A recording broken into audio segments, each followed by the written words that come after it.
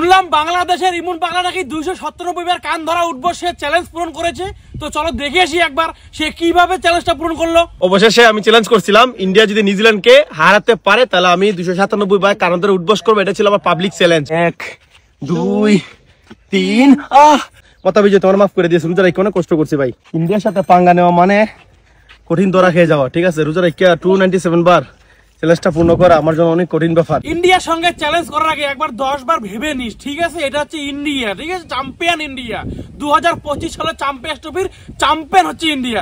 India হচ্ছে cricket জগতের সব দেশের বাপ, মনে রাখিস তো, ঠিক আছে। কথাটা ভেবে চিন্তে নিস। আর মনে করি মনে এই 297 বার কান ধরার অভ্যস্ত হয়নি তোর। আমি 100 বার কান ধরছি, মাফ করে দিছো না ধরতিব।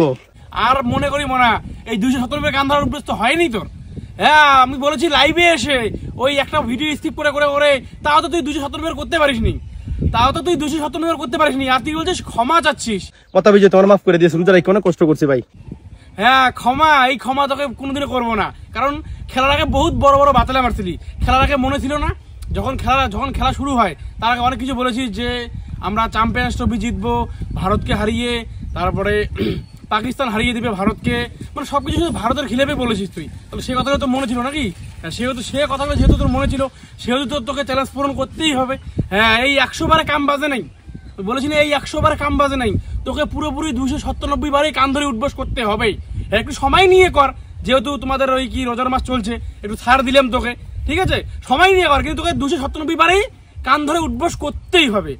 এটা কিন্তু 100 বার করেই কিন্তু হাবিয়ে গেলে হবে না মনা। প্রয়োজনে দেরি নেই, সময় নিয়ে কর। এরপরে প্রয়োজনে রোজা উঠে গেলে তারপরে তোকে কান ধরে উঠবস করতে হবে।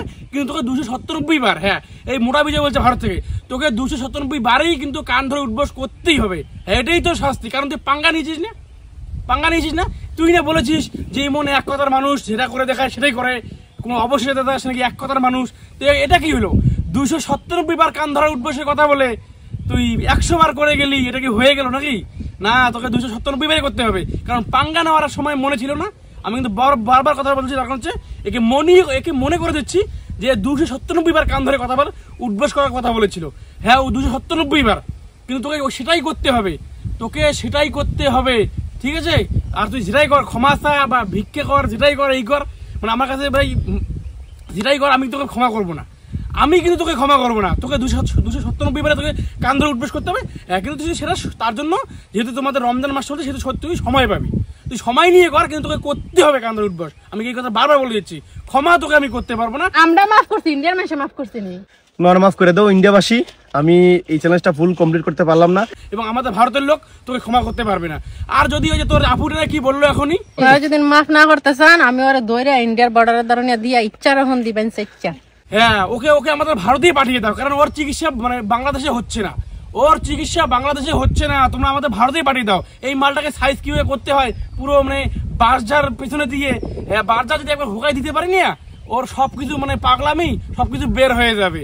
হ্যাঁ মোনা, যেটা মনে আছে তো 297 বার, হ্যাঁ সেটাই করতে হবে। তার মধ্যে মাত্র 100 বার করেছিস। হ্যাঁ, এই রোজাটা চলে যাক, তারপরে বাকি যে 197টা আছে তা সেটাও কিন্তু তোকে করতে হবে। মনে রাখিস কি বন্ধুরা, ঠিক বললাম তো? হ্যাঁ, সবাই ভিডিও শেয়ার করে বাংলাদেশি ইমনের কাছে পাঠিয়ে দেবে। সবাইকে বলো, সবাই শেয়ার করে বাংলাদেশি ইমনের কাছে পাঠিয়ে দেবে। আর এর 297 কান ধরে উঠবস একে করতেই হবে।